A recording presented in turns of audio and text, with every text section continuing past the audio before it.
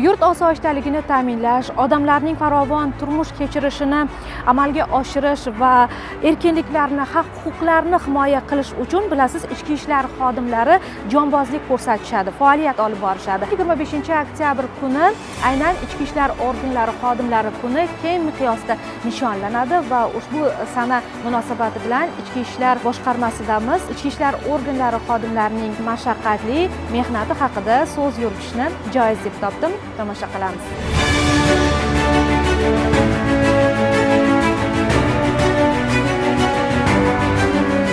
Assalomu alaykum. Assalomu alaykum.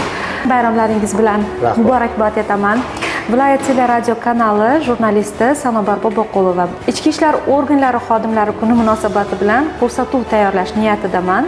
Mas'ul insonni biriktirib bersangiz va biz faoliyatni yoritib berishga harakat qilsak. Assalomu alaykum. Hurmatli fuqarolar, so'rovingiz bo'yicha boshqaruv axborot xizmati rahbarini chaqirib beraman. Marhamat qilib kutib tutsangiz. Rahmat. Hurmatli fuqarolar, marhamat kutib turing, chaqirib aytib hozir chayqir. Xo'p bo'ladi. Assalomu alaykum. Assalomu alaykum. Kelibsiz. Bayramlaringiz muborak bo'lsin. Tabriklaymiz. Rahmat. Va bugun siz mualliflik qilgan osoyishtalik ortida ko'rsatuvning navbatdagi sonini, aynan bayram sonini o'zimiz tasvirga olishga qaror qildik va ijozat bersangiz, mana meni aynan kerakli bo'lgan inson bilan bog'lab berdilar va xursandman bugun sizni ko'rganimdan. Mashaqqatli mehnat jarayoningiz qanday kechadi? Odamlarga ko'rsatsak yana bir karra. Avvalambor rahmat e'tibor uchun va kutilmagan sovg'a uchun xursandmiz. Birinchi navbatda aytishim kerak, ommaviy axborot vositalari hamda jamoatchilik vakillari bilan davlat hokimiyati va boshqaruv organlarining faoliyatini ochiqligi to'g'risidagi qonunga binoan biz axborot xizmati vakillari hamkorlikda ishni amalga oshiramiz. Rahmat, kelganingiz uchun nima savol bo'lsa, marhamat menga bering, javob berishga harakat qilaman. Biz qisqa fursatlarda so'z yuritishga harakat qilamiz. Keling, mana shu viloyat ichki ishlar boshqarmasi faoliyatiga qisqacha nazar tashlasak. Aynan prezidentimiz tomonidan ichki ishlar organlariga juda ham katta e'tibor qaratilmoqda. Maqsad esa fuqarolar xavfsizligini ta'minlash hamda hududlarni huquqbuzarlik va jinoyatdan xoli hududga aylantirish. Bir boshdan ko'rsataman, marhamat, taklif qilaman.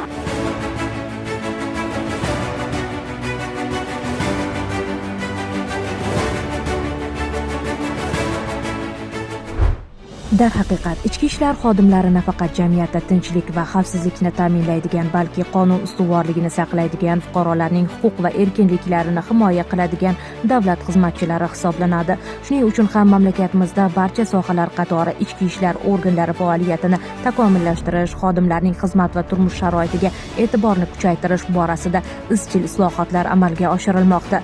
Bu borada Qashqadaryo viloyat ichki ishlar boshqarmasi va uning tarkibiy bo'linmalarida ham xodimlar uchun barcha imkoniyatlar muhayyo qilingan. Xizmat qilayotgan xodimlarimiz uchun keng va shinam xonalar ajratilgan, kompyuter va texnikalar bilan to'liq ta'minlanishgan xonalarni ko'rsataman. Qomusimizda ham belgilangan har kim adolatli mehnat sharoitlarida ishlash huquqiga ega.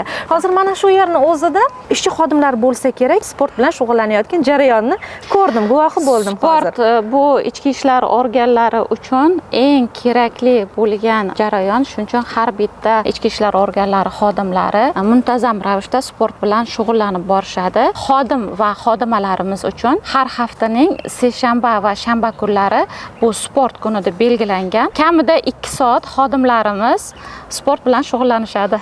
Jismoniy tayyorgarlik muhim. Albatta. Huquqbuzar va jinoyatchini ushlash jarayonida ichki ishlar organlari xodimlari sog'lom, baquvvat va sport bilan doimiy ravishda chiniqqan bo'lishlari kerak. Ichki ishlar xodimlaridan tezkorlik ham talab qilinadi, to'g'rimi? Albatta. Hozir men sizga ichki ishlar organlarida amalga oshirilgan, yaratilgan sharoitlar bilan birma-bir tanishtiraman.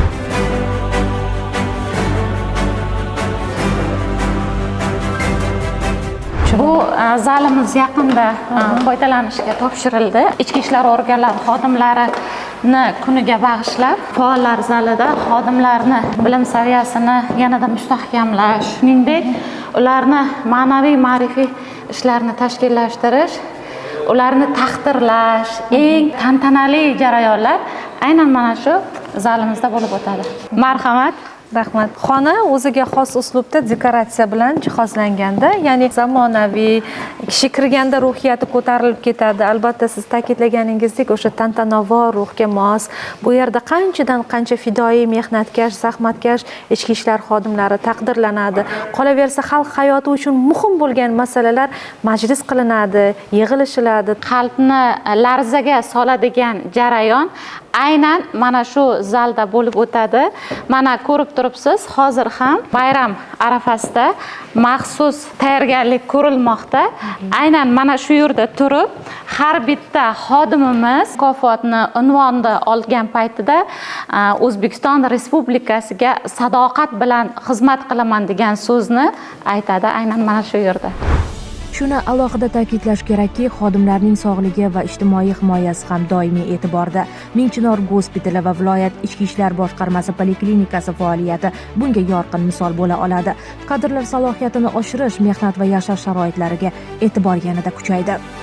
Boshqarma ma'naviy ma'rifiy ishlar va kadrlar bilan ta'minlash xizmati faoliyati bo'yicha ozroq qisqacha ma'lumot beraman. O'zbekiston Respublikasi Prezidentining 2022-yil 18-fevraldagi ichki ishlar organlari xodimlarini ijtimoiy himoya qilish tizimini yanada takomillashtirish chora-tadbirlari to'g'risidagi qarori hamda Ichki ishlar vazirining tegishli buyruq talablariga ko'ra xodimlar va ularning oila a'zolarini ijtimoiy himoya qilish, uy-joy va kerakli shart-sharoitlar yaratib berish maqsadida 160 dan ortiq xodimlarning murojaatlari yuzasidan ijobiy qarorlar qabul qilindi. Xizmat faoliyati davomida yuqori natijalarga erishgan 130 dan ortiq xodimlarning farzandlariga respublika oliy ta'lim muassasalariga o'qishga kirishlari uchun tavsiyanomalar berdi. Viloyat ichki ishlar organlarida bugungi kunda O'zbekistonda xizmat ko'rsatgan va xalqaro toifadagi sport ustasiga ega xodimlar bo'lib, ular sportning duzdo, kurash, sambo va jangovar sambo, erkin va yunon rum kurashlari, qo'l jangi, karate, taekvondo, aralash jang san'ati,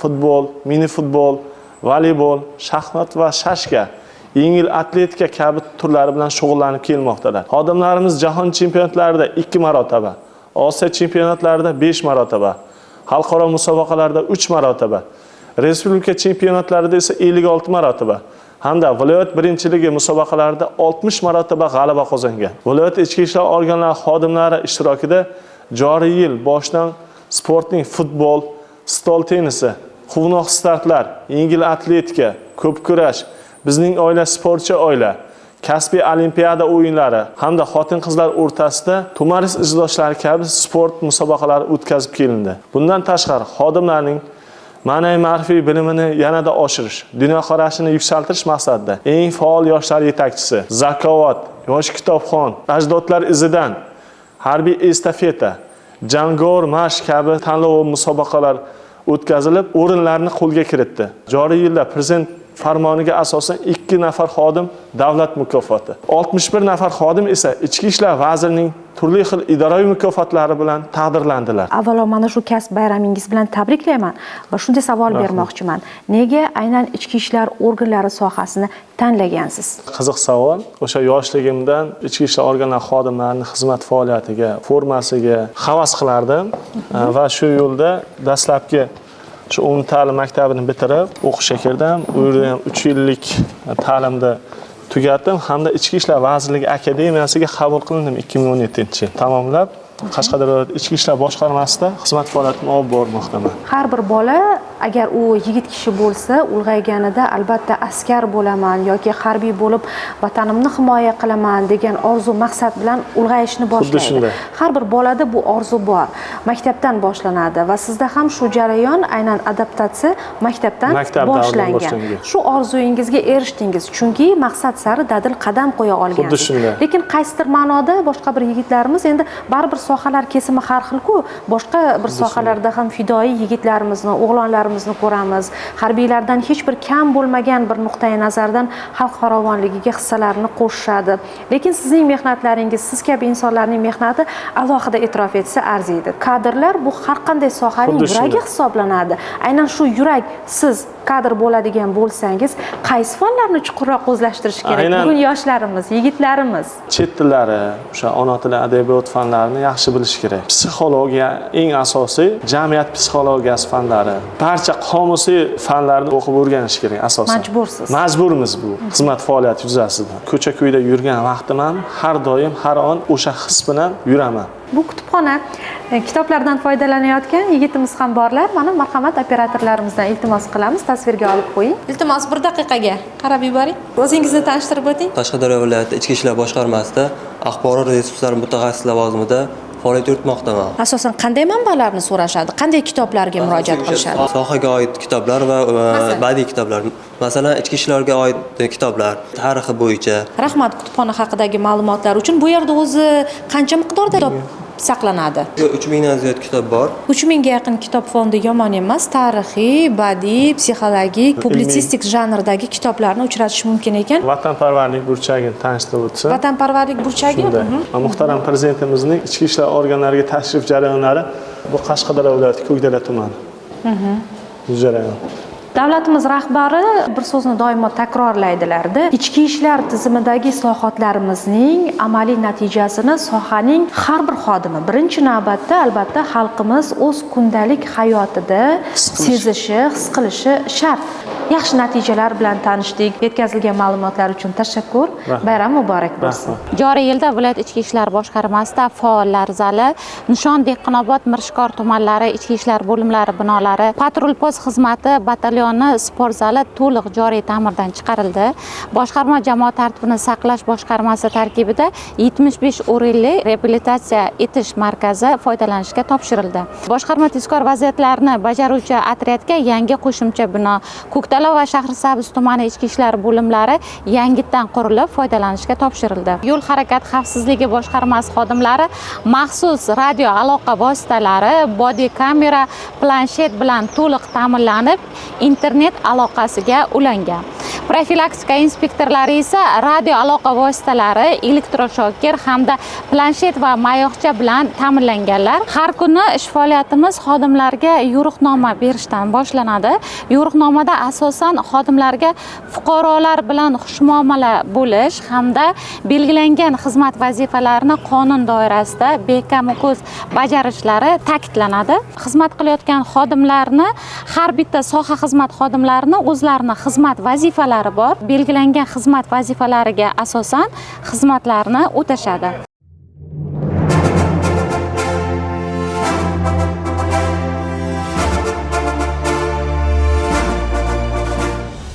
Eng muhimi, viloyatda ichki ishlar xodimlarining mas'uliyatli mehnati tufayli 94% mahallalarda kriminogen vaziyat barqaror. Shulardan 61%da jinoyatlar umuman sodir etilmagan. Qarshi shahrining Paxtazor mahalla fuqarolari yig'iniga keldik-da, bu yerda qanday jarayon bilan tanishamiz? Har bitta mahallamizda profilaktika inspektorlari faoliyat yuritadilar. Xalq bilan bevosita yonma-yon ularni dardini tinglab, ularni murojaatlarini qabul qilishadi. 1 daqiqaga aynan mana shu tashvish tugmachasi e'tiborimni tortdi-da.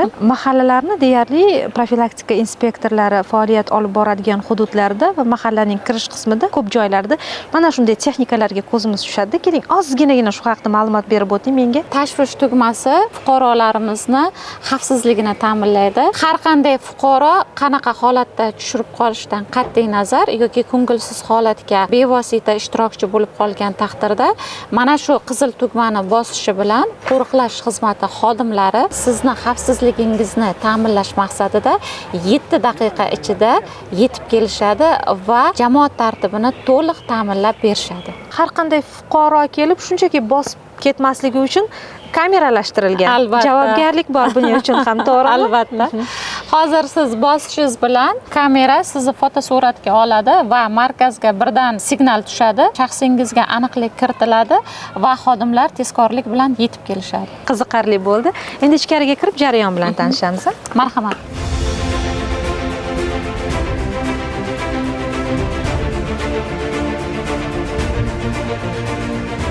Assalomu alaykum. Assalomu alaykum. Bizani boshqarma huquqbuzarliklar profilaktikasini o'rinbosari Zamira Rustamova aynan xotin qizlar bilan tashkil etilayotgan profilaktik ishlar, oila turmush doirasida sodir etilayotgan har xil ko'ngilsiz holatlar, murojaatlar bilan boshqarma huquqbuzarliklar profilaktikasini o'rinbosari Zamira opa Rustamova faoliyat yuritadilar.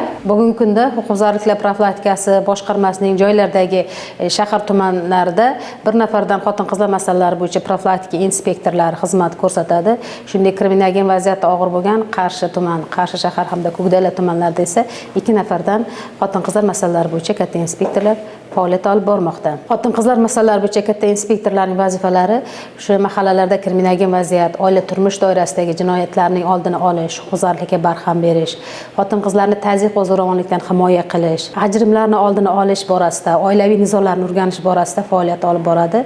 Ular o'zining faoliyatini shu mahalla yetiligi bilan birgalikda va boshqa hamkor tashkilotlar, otinoyi, diniy muassasa vakillari, tibbiyot, ta'lim muassasalaridagi mas'ul xodimlar bilan birgalikda faoliyat olib boradilar. Aynan xotin-qizlarning qandaydir huquqbuzarlik sodir etishida nimalar omil bo'lyapti, Zamira opa? O'rganishlaringiz nima deydi bugun? Hukumatimiz tomonidan xotin-qizlarni har tomonlama qo'llab-quvvatlash, ular bandligini ta'minlash, jamiyatda o'zini o'rnini topish, oilalarda ma'naviy muhitni sog'lomlashtirish borasida xotin-qizlarga juda ko'plab imkoniyatlar yaratilgan. Shu bilan birga baribir jamiyatda xotin-qizlar bilan bog'liq bo'lgan salbiy holatlarni ham aytib o'tishimiz mumkin. Ya'ni ular tomonidan sodir etilayotgan huquqbuzarliklar va jinoyatlar albatta mavjud. Xotin-qizlar tomonidan sodir etilayotgan jinoyatlar asosan firibgarlik jinoyati yoki o'sha yengil daromad topish manbaiga bo'lgan qiziqish tomonidan sodir etilayotgan jinoyatlar ko'plab uchraydi. Aksariyat holatlarda oldini olish borasida joylarda ayollarimizni o'sha jinoyatni yoki huquqbuzarlikning kelib chiqish sabablarini o'rganib,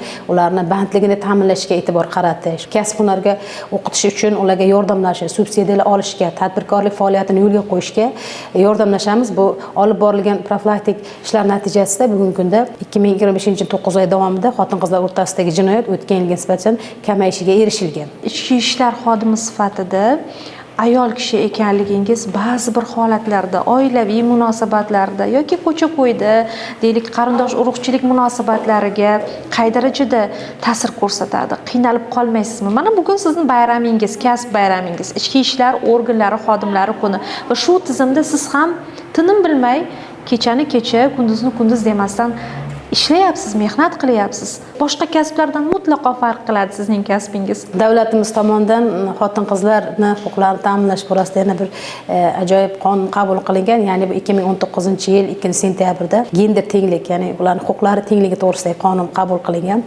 Bu borada albatta boshqa tizimlardagi singari ichki ishlar organlarida ham bugungi kunda gender tenglik masalasida ancha xotin-qizlarni qo'llab-quvvatlash borasida ancha samarali ishlar tashkil etilgan. Aytib o'tganingizdek, baribir ichki ishlar organlarida xotin-qizlarni faoliyat yuritishi qiyinchilik tug'dirishi mumkin, lekin kasbingizni yaxshi ko'rsangiz, o'sha chin dildan vatanga xizmat qilish oliy burchimiz ekan, bu narsa albatta qiyinchilik tug'dirmaydi. Faxrlanasizmi? Albatta kasbimdan faxrlanaman. Men ilmiy faoliyat ham yuritganman. Demak, dissertatsiya ishi yoqlagansiz, to'g'rimi? PhD. Qaysi mavzuda? Ichki ishlar organlarida xotin-qizlar faoliyati tarixi mavzusida aynan ilmiy ish olib borganman. Qachondan boshlanar ekan o'zi ayollarning tizimga kirib kelishi, Zamira opa? 1935-yillarda dastlabki ayollar tizimga kirib kelgan ekan. Aynan bu birinchi ichki ishlar organlariga profilaktika xizmatiga ayol xodimlar qabul qilingan ekan. Birinchi ichki ishlar organlariga qabul qilgan ayol xodima bu Xorazm viloyatidagi ichki ishlar organlariga qabul qilingan ekan. Roziya Otajonova. Siz ham bugun xizmat faoliyatingiz davomida kimlarningdir xotirasida qolyapsiz-da, yaxshiliklaringiz bilan, deylik, kimningdir oilasini mustahkamlashga xizmat qilyapsiz, huquqlarini himoya qilyapsiz, to'g'rimi? Mahallada, ko'cha-ko'yda, oilasida o'zini o'rnini topishiga maslahatlaringizni ayamayapsiz. Eshigingizni kim qoqib kelsa, xotin-qizlar masalalarini, muammolarini o'rganishga harakat qilyapsiz. Va bu ish, o'ylaymanki, olqishga sazovor jihatlardan biri. Bayram sizga muborak bo'lsin. Faoliyatingiz davomida juda ko'plab yutuqlarga erishishingizni tilab qolamiz. Fursatdan foydalanib 25-oktyabr ichki ishlar organlari xodimlari kuni kasb bayrami bilan barcha hamkasblarimni ichki ishlar organlarida faoliyat yuritayotgan va o'sha nafaqada bo'lgan barcha hamkasblarni chin dildan tabriklayman. Sermashaqqat xizmatlarida omadlar tilayman. Sirasini aytganda, soha xodimlari xalq bilan birga insonlar uchun xizmat qiladigan, yurt tinchligi va osoyishtaligini ta'minlashdek sharafli burchni zimmasiga olgan fidoyi insonlardir. Boshqarmada, hududiy bo'linmalarda, mahallalarda, yo'llarda xizmat vazifasini ado etayotgan har bir xodim birinchi o'rinda yurt manfaatlarini ko'zlab o'z burchini ado etishga kirishadi. Shu o'rinda mahallalarda faoliyat yuritayotgan profilaktika inspektorlarining mehnatlari ham tahsinga loyiq. So'z avvalida bayramona tabrigingiz bo'lsa eshitib olsak. Avvalambor ushbu bayram bilan viloyatimiz, nafaqat viloyatimiz, balki respublikamizdagi barcha ichki ishlar organlari xodimlarini, harakatdagi va zaxiradagi ofitserlarimizni, nafaqadagi faxriylarimizni chin yurakdan muborakbod etaman. Yurt koriga yarash, odamlarning koriga yarash sizningcha, sizning kasbingizda qanday sizga ruh beradi? Faxr tuyg'usini baxsh etish bilan bir qatorda juda ham katta mas'uliyat talab etadi. Yurgan yo'lingizda yoki bo'lmasa bajarayotgan ishingizda, xizmat faoliyatingiz davomida mas'uliyat bilan yondashishni talab qiladi. O'z o'rnida fuqarolar bilan ishlash bilan bevosita bog'liq bu kasbda har bitta fuqaro bilan individual gaplashish, ularning kayfiyatlariga yoki bo'lmasam xarakterlariga mos tushish juda ham muhim ahamiyat kasb etadi. Paxtazor mahallasidagi qilingan ishlar qisqacha to'xtalib o'tsak. Avvalambor to'xtalib o'tadigan bo'lsak, davlatimiz rahbari tomonidan ichki ishlar organlari tizimini isloh qilishga juda ham katta e'tibor qaratildi. Ushbu e'tiborning samarasi sifatida bugungi kunda viloyatimiz hududidagi 756 ta mahallaning barchasida profilaktika inspektori shtatlari bilan jamlanishi bilan cheklanib qolmasdan hozirgi kunda viloyatimiz hududida 5 ta huquq-tartibot maskani faoliyati yo'lga qo'yildi. Aynan mana shu huquq-tartibot maskanlarining negizida profilaktika bosh inspektori shtatlari, shu bilan bir qatorda xotin-qizlar bilan ishlovchi alohida shtatlar joriy etildi. Profilaktika yo'nalishida yoki bo'lmasa ichki ishlar tizimini isloh qilish yo'nalishida juda ham katta marralar belgilanib, men o'ylaymanki, o'sha marraga qarab to'g'ri va ravon bormoqdamiz. Aynan Paxtazor mahallasiga to'xtalib o'tadigan bo'lsak, bugungi kunda o'sha Paxtazor mahallasi prezidentimizning birinchi sonli qarorlari ijrosi yuzasidan alohida toifadagi mahalla sifatida e'tirof etilib, ushbu mahallaga viloyat darajasidagi mas'ul rahbarlar biriktirildi. Katta obodonlashtirish ishlari qolaversa o'sha xalqimizni ongida, mana shu mahallada yashovchilarning ongida va ruhiyatida juda ham katta o'zgarishni ko'rishimiz mumkin. Ichki ishlar organlarining asosiy vazifasi jamoat tartibini saqlash va fuqarolar xavfsizligini ta'minlash etib belgilanganligidan kelib chiqib gapiradigan bo'lsak, bugungi kunda birgina Paxtazor mahallasining o'zida bir nechta kameralar, kirish va chiqish yo'laklarining yoritish chiroqlari, ko'p qavatli turar joylardagi kirish eshiklarida har bittasiga alohida kodli maxsus qulf eshiklar o'rnatilishi, ularning yoritish bilan ta'minlanishi, har bitta qavatda alohida yoritish uskunalari, kirish va chiqish yo'laklarida kameralar, yuzidan tanib oluvchi hamda 360 gradusda aylanuvchi kameralarning o'rnatilganligi ham men o'ylaymanki, mana shu mahallada tinchlik va osoyishtalik ta'minlashning asosiy garovi bo'lib xizmat qiladi. Rahmat. Faoliyatingizda nima siz uchun qiyinchilik tug'diradi? Biz aholi bilan to'g'ridan-to'g'ri ishlaymiz profilaktika xizmatida. Fuqarolar murojaatlarini mohiyatini to'liq anglamagan holatda bizgacha chiqib kelgunga qadar o'zaro hal bo'lib ketadigan vaziyatda kelishadi. Natijada janjalli vaziyatni biz o'zimiz o'rtaga olib, o'sha mas'ul xodimlar bilan hamkorlikda tinchlik yo'li bilan yechganimizda o'zlari ham kulishib shu yerda qolishadiki, biz o'zimiz yechsak bo'lar ekanki bu narsani. Bu qanaqa bo'ladi? Bu yerga kelib yechdik. Nahotki biz shu narsani tushunmadik degan mazmunda ketishadi-da. Bayram bilan yana bir marta barcha hamkasblarimizni tabriklaymiz. Unvon pog'onalari yuksalib yurishida oilaviy tinchlik, xizmat pog'onalarida to'xtamasdan odimlashlarini tilab qolaman. Rahmat.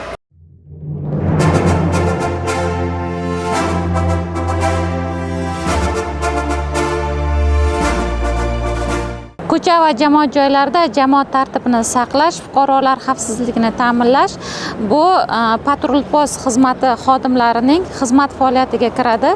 Ayni paytda ularning faoliyati bilan tanishamiz.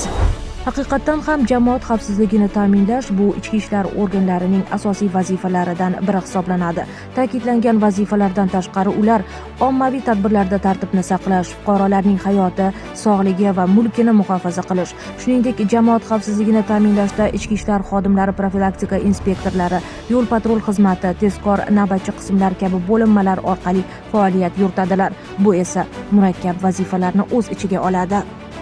Umid aka, ko'cha bo'ylab ketyapmiz, markaziy ko'chadamiz va bu yerda hozir jamoatchilik harakatlanyapti-da, turli yoshdagi odamlar bor, keksa yoshdan tortib yosh bolalargacha.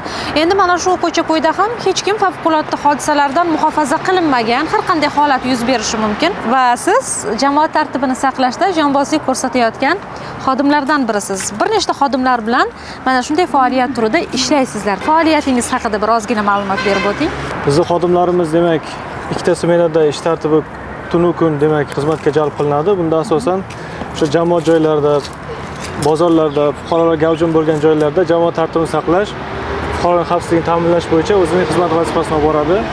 Bunda asosan jamoatchilik bilan bog'liq bo'lgan munosabatlarda bo'ysunmaslik yoki bo'lmasam fuqarolarning hayoti, sog'ligiga tahdid bo'lgan holatlarda bizning xodimlarimiz o'sha tinch aholini tinchligini saqlash farovonligi bo'yicha demak o'zlarining xizmat faoliyatini olib borishadilar. Qanday voqea hodisalar ko'proq ro'y berib turadi? Ichkilik bilan bog'liq holatlar, ko'proq tortishuv bilan, o'zaro kelishmovchilik oqibatida keltirib chiqadigan o'sha salbiy holatlar bilan bog'liq bo'lgan holatlarda demak bizning xodimlarimiz fuqaroning xavfsizligini ta'minlash bilan bog'liq jamoat tartibini saqlash bo'yicha o'zlarining xizmat faoliyatini demak davom ettiradilar. Jinoyatchiga nisbatan, tartibbuzarga nisbatan munosabat yoki bo'lmasam ilmli, demak davlat siyosatini to'g'ri tushunadigan fuqarolarimiz duch kelganda o'shalarning ruhiyatidan kelib chiqib, dunyoqarashidan kelib chiqib, ular bilan muloqot jarayoniga kirishish kerak. Asosan bizning xodimlarimizni jamoat joylarida xizmat o'tash davomida o'zlarining ruhiyatiga alohida e'tibor qaratamiz. Bunda asosan ularning kundalik xizmatga tushishdan oldin demak rahbariyat tomonidan sutkalik o'sha smenamizga yo'riqnomalar beramiz. Ya'ni fuqarolar bilan xushmuomalada bo'lish, ularning sha'nini, qadr-qimmatini himoya qilish, ularni kamsitmaslik, to'g'ri muomalada bo'lish bo'yicha demak kunlik yo'riqnomalar berib boramiz. Adolatsizlik hech kimga ham yoqmaydi-da. O'sha adolat bilan munosabatda bo'lsak, vaziyatga adolatli bilan yondashsak agar bizdan rozi bo'ladi. Xodimimizni orqasidan yaxshi gap eshitamiz, ruhlanamiz. O'shani jamoamizda o'ziga yetkazgan holda ularni ham kelgusidan xizmat faoliyatini to'g'ri tashkil qilishga, yo'naltirishga o'sha jamoatchilik fikrini asoslagan holda misollar bilan keltirib xizmatni tashkil qilamiz. Hech hayotingizda bo'lganmi? Mana ko'cha-ko'yda ketyapsiz. Oddiy fuqaro sifatida yoki ish yuzasidan ham harakatlanayotgan bo'lishingiz mumkin. Shu paytda ko'chada qandaydir bir odamlar o'rtasidagi nizoli vaziyatga guvoh bo'lib qoldingiz. Munosabatingiz? E'tiborsiz qarolmaymiz, chunki bu degani jamoat joyi degani bu siz bilan bizda yaqinlarimiz, oila a'zolarimiz, farzandlarimiz. Xuddi shunday holatda demak men o'zimning hayotimda yuz bergan yaqinlarim bilan bo'lgan sayrga chiqqan paytimizda mastlik holati bilan bog'liq bo'lgan demak o'sha tartibbuzarga duch kelgan paytimizda men o'shanda yaqinlarimizni bir chekkaga yo'naltirib qo'shimcha kuchlarni chaqirgan holda o'shani zararsizlantirib belgilangan tartibda kerakli hujjatlarni qilib topshirgan holatlarimiz ham bo'lgan. Kasb bayramingiz 25-oktyabr O'zbekiston Respublikasining barcha hududlarida ichki ishlar organlari xodimlari kuni keng nishonlanadigan sana. Mana shu kunda o'zingizni qanday his qilyapsiz? Ichki ishlar xodimi ham oddiy xodim, lekin har bir inson ichki ishlar xodim bo'la olmaydi degan shunaqa qisqacha bir javob bilan izohlamoqchiman. Jamoat tartibini saqlash bilan bog'liq bo'ladimi, boshqa bo'ladimi? Demak, har birimizda maqsadimiz shu. Huquqni muhofaza qilish, shaxsning daxlsizligini ta'minlash, ular mol-mulkini himoya qilish, kerak bo'lsa qurolli tajovuzlardan himoya qilish. Xuddi shunday munosabatga kirishar ekanmiz, har doim biz shay holatda turishimiz kerak-da. Qandaydir o'zimizda bir g'urur, iftixor his qilamiz o'zimizda. 25-oktyabr ichki ishlar organlari xodimlari bayram munosabati bilan O'zbekiston Respublikasida xizmat qilib kelayotgan barcha ichki ishlar organlari xodimlari bayram munosabati bilan tabriklaymiz. Siz u biz har kuni yo'lovchimiz. Uydan ko'cha tomon otlanar ekanmiz, albatta yo'llarda harakatlanishimizga to'g'ri keladi. Ayni shu jarayonda ichki ishlar xodimlari nafaqat tartibni ta'minlaydi, balki har bir insonning hayoti, xavfsizligi uchun mas'uliyatni o'z yelkasiga oladi. Yo'llarda tinchlik va tartib ularning sabotli mehnati samarasidir. Ish kuningiz dastlab qanday faoliyat bilan boshlanadi? Yo'l patrul xizmati inspektorlari avvalambor tongda ishni boshlashlari bilan birinchi navbatda viloyatimizda mavjud 1200 ta maktab bo'ladigan bo'lsa, shu yo'l yoqasida joylashgan maktablarni barchasida harakat xavfsizligini ta'minlab va yo'l transport hodisalarini oldini olish bilan boshlanadi. Undan keyin kun davomida harakat ishtirokchilari bilan bo'ladigan o'zaro muloqotlar, har xil hodisalar, yo'l transport hodisalarini oldini olish va qo'pol qoidabuzarlik sodir etgan haydovchilarga nisbatan ma'muriy bayonnomalar rasmiylashtirish bilan davom etadi. Erta tongdan soat 6:00 dan xizmatimizni boshlaymiz to tungi 11-12 gacha. 24 soat harakat to'xtamaydi. Shu sababli bizning xizmatimiz 24 soat davom etadi. Bu demoqchi bo'lganim tungi smena va kunduzgi smena. Birinchi navbatda fuqarolarimizni daxlsizligi, fuqarolarimizni yo'l transport hodisalarini sodir etmasliklari bo'yicha biz ishlarni olib boramiz. Prezidentimizga kattagan rahmat aytamiz. Bizga shuncha sharoitlar yaratib berib, mana shunaqa zamonaviy svetoforlar, tezlikni aniqlovchi kameralar va chorrahalarda nafaqat bitta inspektor turib qoidabuzarlikni aniqlashi mumkin, lekin bizni 4 ta tomonidan bitta chorrahada 4 ta tomonidan kameralar o'rnatilishi, foto kameralar tomonidan aniqlanayotgan qoidabuzarliklar va hammasi bizni hammasi bizni foydamizga-da. Men shu fursatdan foydalanib nima demoqchiman? 25-oktyabr ichki ishlar organlari xodimlari kuni bilan barcha soha xizmatlarida xizmat qilayotgan barcha ichki ishlar organlari xodimlarini chin yurakdan muborakbod etaman. Shu jumladan yo'l harakati xavfsizligi boshqarmasi, yo'l harakati xavfsizligi xizmati xodimlarini ham o'z nomidan muborakbod etaman. Ish jarayonidagi shioringiz? Asosiy shiorimiz O'zbekiston Respublikasi xalqiga va prezidentiga sadoqat bilan xizmat qilish. Quvonarli jihati shundaki, ichki ishlar organlari xodimlari kuni munosabati bilan bir guruh xodimlarni mukofotlash to'g'risidagi O'zbekiston Respublikasi Prezidentining farmoniga ko'ra, mamlakatimiz ichki ishlar organlaridagi ko'p yillik samarali xizmati, yurtimizda jamoat xavfsizligi, xalqimiz osoyishtaligini ta'minlash, tinchlik va barqarorlikni mustahkamlashga qo'shgan munosib hissasi, jinoyatchilikka qarshi kurashish, profilaktika ishlari samaradorligini oshirish, fuqarolarning huquq va erkinliklarini himoya qilish yo'lidagi ibratli faoliyati, o'z burchini sharaf va mas'uliyat bilan ado etib, mardlik va jasorat namunasini ko'rsatib kelayotgan yosh avlodni vatanga muhabbat va sadoqat ruhida tarbiyalashdagi faol ishtiroki uchun Qashqadaryo viloyati Qamashi tumani ichki ishlar bo'limi profilaktika inspektori Ilyos Husanov mardlik ordeni bilan, Qashqadaryo viloyati Yakkabog' tumani ichki ishlar bo'limi boshlig'i Shuhrat Choriyev sodiq xizmatlari uchun medali bilan taqdirlanishdi. Bu ham soha xodimlariga qaratilayotgan yana bir e'tiborning yuksak namunasidir. Mana shu nuqtada sizning ham bayram tabriklaringizni eshitsak. El xizmatiga chiqqan har bir ichki ishlar organlari xodimlari o'z xizmat faoliyatini o'tab, kechga uyiga, oilasi bag'riga sog' omon kirib borishlarini tilab qolaman. Rahmat. O'zingizga ham bayram muborak bo'lsin. Rahmat. 25-oktyabr ichki ishlar organlari xodimlari kuni munosabati bilan ijodiy guruhimiz tomonidan vatanimiz tinchligi, xavfsizligi yo'lida xizmat qilayotgan barcha xodimlar, faxriylar hamda halok bo'lganlar oilalarini samimiy tabriklab qolamiz.